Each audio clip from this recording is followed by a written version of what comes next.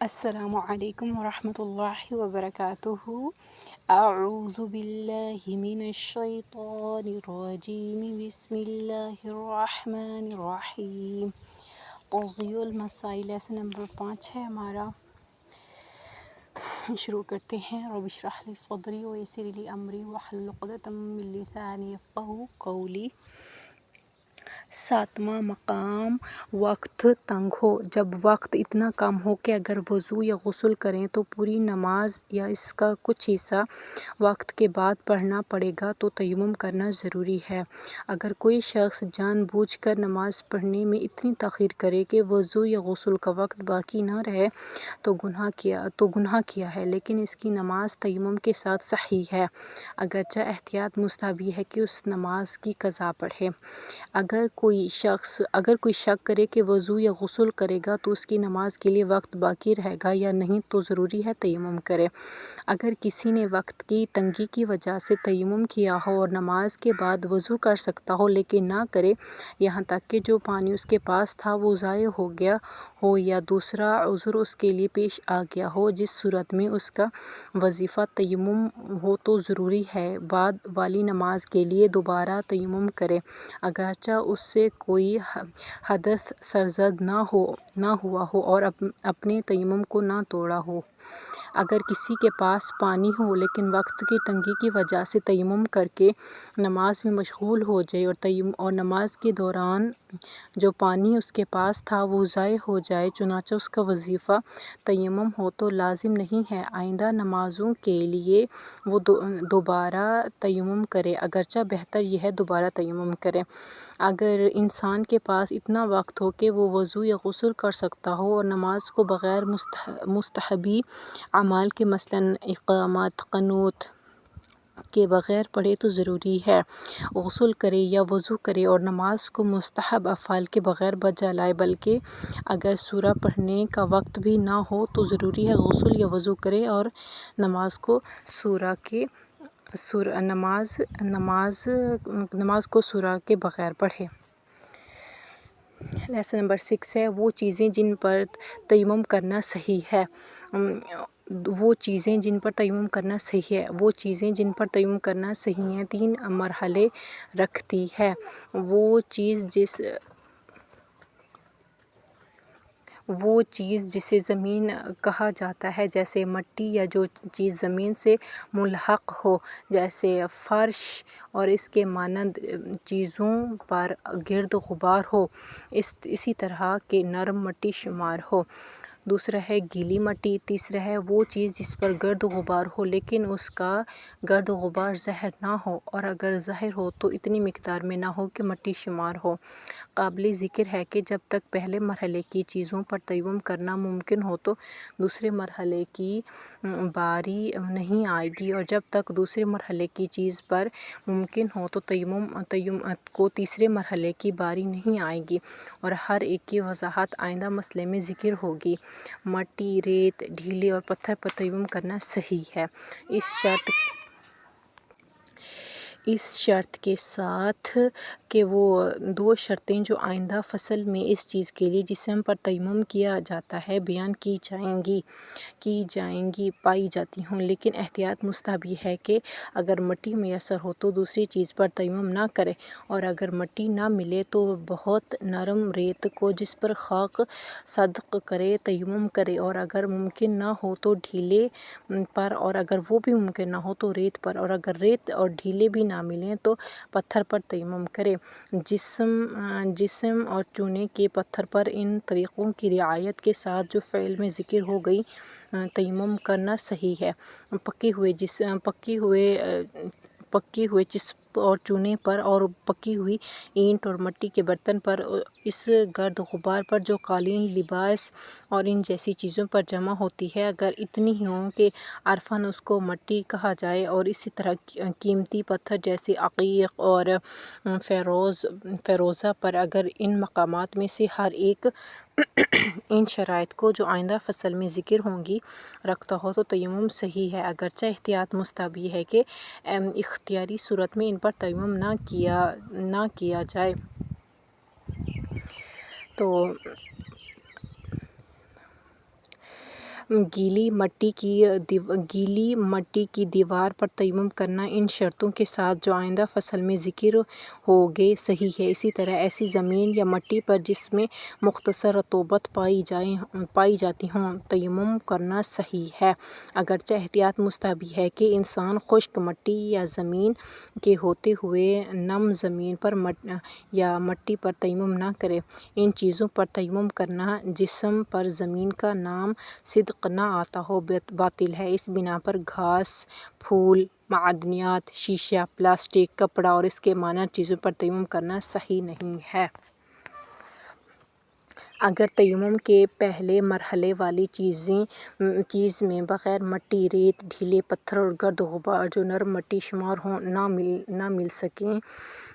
نہ مل سکتے تو ضروری ہے عرفاً جس کو گیلی مٹی کہا جاتا ہو ان شرطوں کے ساتھ جو آئندہ فصل میں ذکر ہوں گی اس پر تیمم کیا جائے۔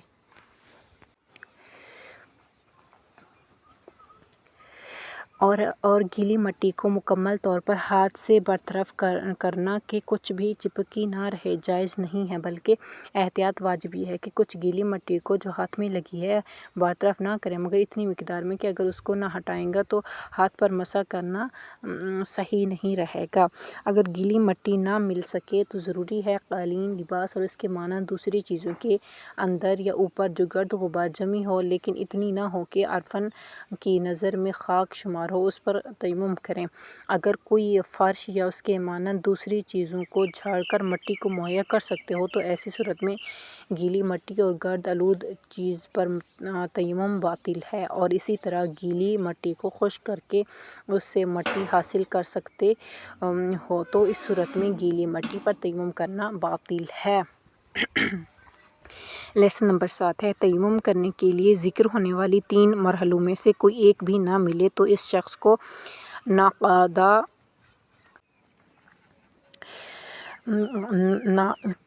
کو فاقد الطہورین یعنی بے وضو بے تیمم کہا جائے گا۔ وقت میں اس کی نماز ساقط ہوگی اور اس کی قضا کرنا واجب ہے، اگرچہ احتیاط مستحب ہے۔ ایسا شخص وقت میں بغیر تیمم کے نماز پڑھے لیکن بعد میں اس کی قضا بھی بجا لائے۔ اگر کسی کے پاس پانی نہ ہو لیکن برف ہو، اگر ممکن ہو تو ضروری ہے اسے پگھلائیں اور اس سے وضو کریں یا غسل کو بجا لائیں، اور اگر پگھلانا ممکن نہ ہو اور کوئی چیز بھی نہ ہو جس پہ تیمم کرنا صحیح ہے تو لازماً ہے اپنی نماز کو وقت کے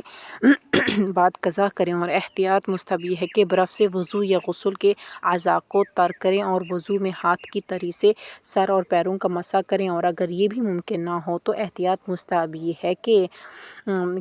کہ برف پر تیمم کریں اور وقت میں نماز کو پڑھیں، اور دونوں صورتوں میں نماز کو قضا بجا لانا واجب ہے۔ اگر کوئی چیز نہ ہو جس پر تیمم کرے چنانچہ خریدنے اور اس کے مانند کسی اور طریقے سے مہیا کرنا ممکن ہو تو ضروری ہے مہیا کرے۔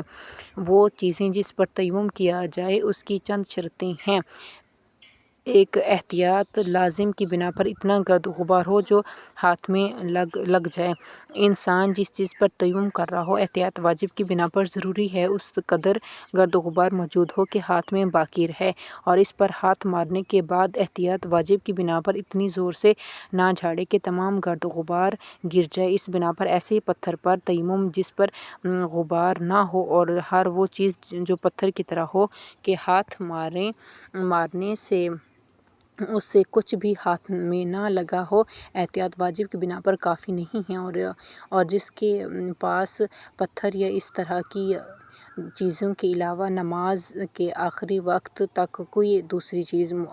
جس پر تیمم صحیح ہے نہ ہو تو احتیاط واجب کی بنا پر اس چیز پر تیمم کریں اور نماز کو پڑھیں، اور وقت کے بعد اضطراری حالت کے ختم ہونے کے بعد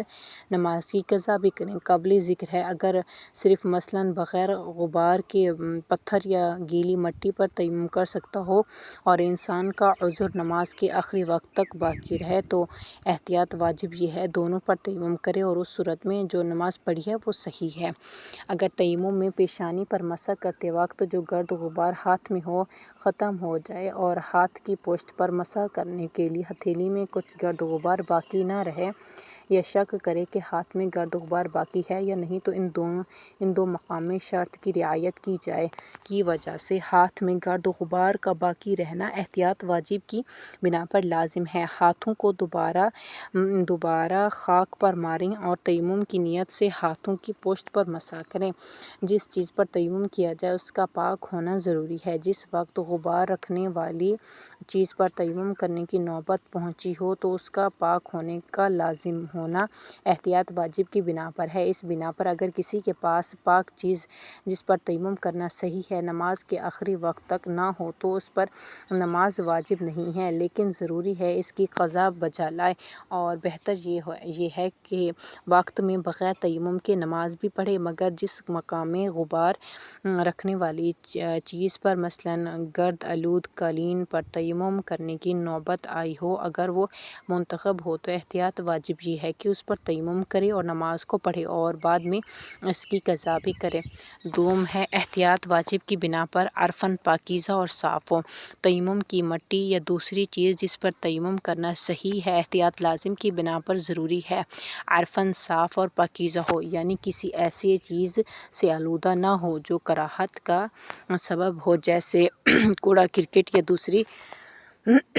گزر کی جو شرعاً نجس شمار ہوں۔ تین ہے غصبی نہ ہو۔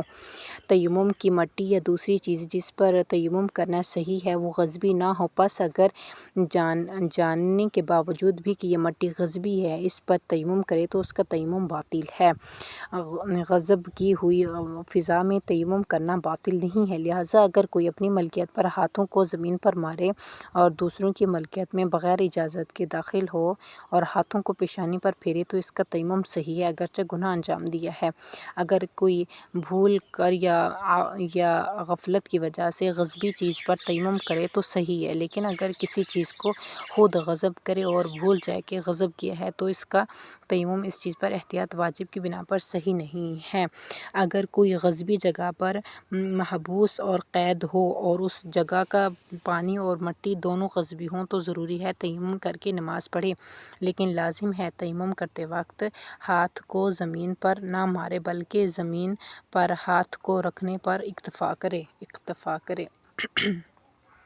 الحمدللہ، سبحانک اللہم و بحمدک، نشہد ان لا الہ الا انت، نستغفرک و نتوب الیک۔ السلام علیکم و رحمۃ اللہ وبرکاتہ۔